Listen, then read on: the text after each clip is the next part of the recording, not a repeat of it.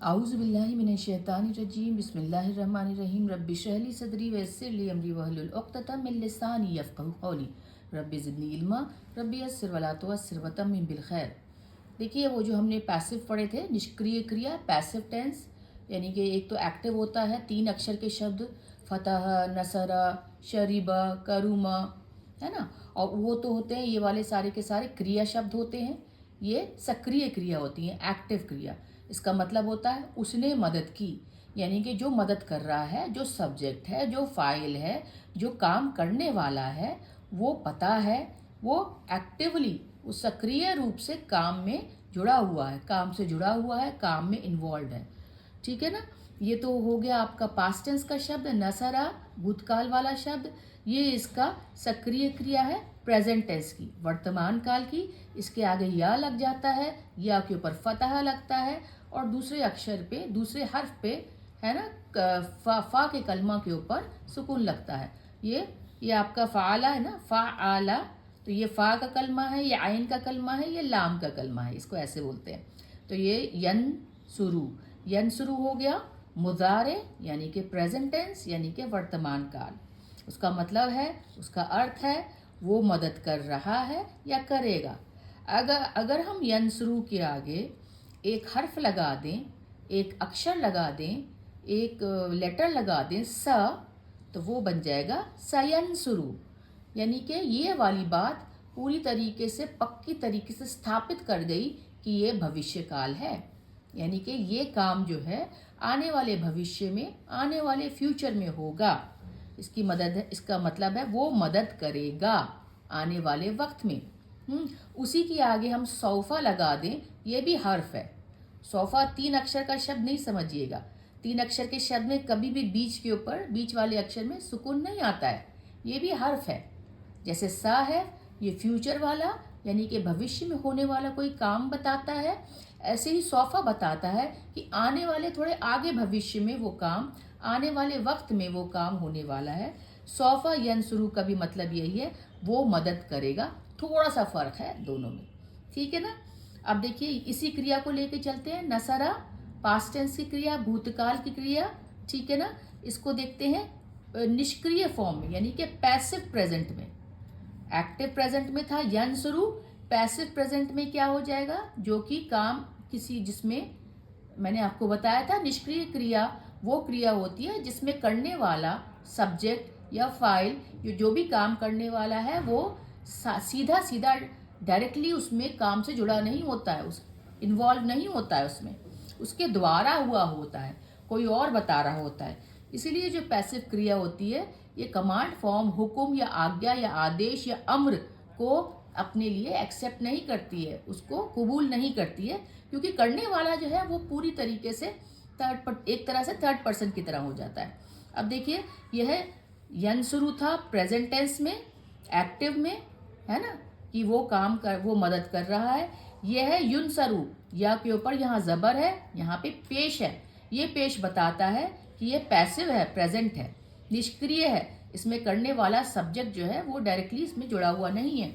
उसका मतलब है उसकी मदद की जा रही है, कोई और उसकी मदद कर रहा है। एक तरह से ये फाइल हो जाता है, ये मफूल हो जाता है। फाइल होता है ना कि जो काम कर रहा है, और मफूल होता है जिस पे काम किया जा रहा है ना।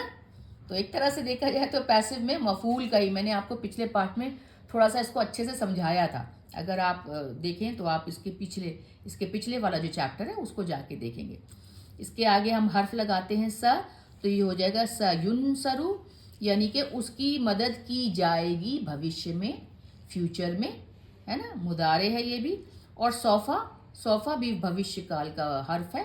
ये फ्यूचर टेंस के बारे में बताता है, कोई काम आने वाले वक्त में होगा। सौफा युद्ध सरू, उसकी मदद की जाएगी भविष्य में। चलिए थोड़ा सा एग्जाम्पल देखते हैं, उदाहरण देखते हैं और पहचान करते हैं। अब आते हैं हम असली चीज़ पे, ये हम कुरान पाक में इन शब्दों को कैसे पहचान कर सकते हैं। तो सूरह नंबर 7 आयत नंबर 176 है। उसमें एक शब्द है, एक वर्ड है सअस्रिफु। तो सबसे पहले तो हमें 3 चीज़ें इसके बारे में पता चल जाएंगी क्लियरली। पहली चीज़ हमें पता चलेगी कि ये सक्रिय वर्तमान काल है, यानी कि एक्टिव प्रेजेंट टेंस है। प्रेजेंट टेंस कैसे पता चले हमें, हमें कैसे पता चला ये मुदारे का शब्द है, मादी का नहीं है, पास्ट टेंस का नहीं है। वो इसलिए पता चला कि हमजा पर फतह यानी कि ज़बर बताता है कि एक्टिव सक्रिय क्रिया है। ठीक है ना। सा असरिफू, सा के ऊपर जो हमजा के ऊपर जो ये जो है जो फतह है, अलिफ है, ये बता रहा है कि ये जो है मुजारे का शब्द है, प्रेजेंट टेंस का शब्द है। और देखिए सीन लगा हुआ है, ये हर्फ लगा हुआ है सीन, ये बता रहा है कि कोई काम फ्यूचर में होने वाला है, ये चीज़ भी बता रही है। देखिए, और जो मेन इसका जो मूल शब्द है, जो बुनियादी शब्द है, जो 3 अक्षर का शब्द है, वो है स र फ, स्वाद र और फ। जब हम डिक्शनरी खोल के देखेंगे तो हमें पता चलेगा ये 3 अक्षर का शब्द स र फ है। ये माजी का शब्द है, यानी कि पास्ट टेंस का शब्द है। इसका प्रेजेंट टेंस और मुजारे हम देखेंगे तो ये हो जाएगा यसरिफू, और इसका मूल मीनिंग होता है पलटना, यानी कि टू टर्न। ठीक है ना। एक और चीज़ ये वाली बात बताती है, ये वाला शब्द से और क्या पता चलता है, सा तो पता चला कि प्रेजेंट टेंस का शब्द है ये, और एक्टिव शब्द है क्योंकि इसके ऊपर फतह है। अगर पेश होता तो पैसिव होता, लेकिन क्योंकि इस पर सब फतह है, ज़बर है, तो ये प्रेजेंट टेंस का एक्टिव शब्द है, एक्टिव प्रेजेंट टेंस है। ठीक है ना। वर्तमान काल में ये शब्द हो रहा है। सा ये बता रहा है कि कोई काम फ्यूचर में होने वाला है, अभी हाल फिलहाल में भी हो सकता है। और ये मुतकल्लिम है, फर्स्ट पर्सन में मतलब बात करने वाला। इस शब्द में जो है वो खुद बात कर रहा है अपने बारे में। ठीक है ना। वो भी वो बात अपने बारे में की जा रही है, सा असरिफू। ठीक है ना। और थर्ड चीज़ ये बताती है कि पुलिंग का शब्द है, मैस्कुलिन का शब्द है ना। ये मैस्कुलिन जेंडर का शब्द है क्योंकि इसमें आने वाले कोई भी अक्षर में त के ऊपर सुकून नहीं है ना, उन्ना नहीं है ना। उन्ना जैसे हम कहते हैं ना हुन्ना, या हा के साथ ज़बर नहीं है, हा, हुमा, हुन्ना, ये शब्द स्त्रीलिंग के होते हैं।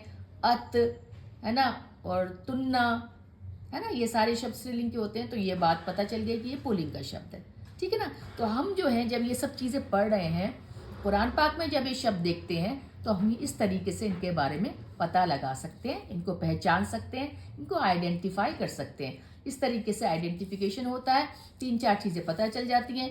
पहला ये पता चलता है वो किस काल का है ना, किस टेंस का है, प्रेजेंट टेंस है, पास्ट टेंस है, या हुक्म है, या आदेश है ना, मादी है, मुजारे है, अम्र है, क्या है। दूसरी चीज़ पता चलती है कि बात करने वाला थर्ड पर्सन है, गायब है, या कि आपके जो हमारा जो सेकंड पर्सन होता है जो मुखातब है, या फिर फर्स्ट पर्सन है, मुतकल्लिम है। तीसरी पता चलती है कि कौन सी जेंडर का, कौन से लिंग का, पुल्लिंग है, स्त्रीलिंग है, मैस्कुलिन जेंडर है, फेमिनिन जेंडर है, ये सारी चीज़ें हमें पता चल जाती हैं। ठीक है ना। इस तरीके से हम पहचान कर सकते हैं। ये छोटा सा पहला एग्जाम्पल दिया था कि अब तक जो हम पढ़ते आ रहे हैं तो हम अपने शब्दों के जो बड़े शब्द होते हैं उनकी पहचान कैसे कर सकते हैं। अल्हम्दुलिल्लाह वस्सलातु वस्सलामु अला सय्यदना मुहम्मद रसूलुल्लाह।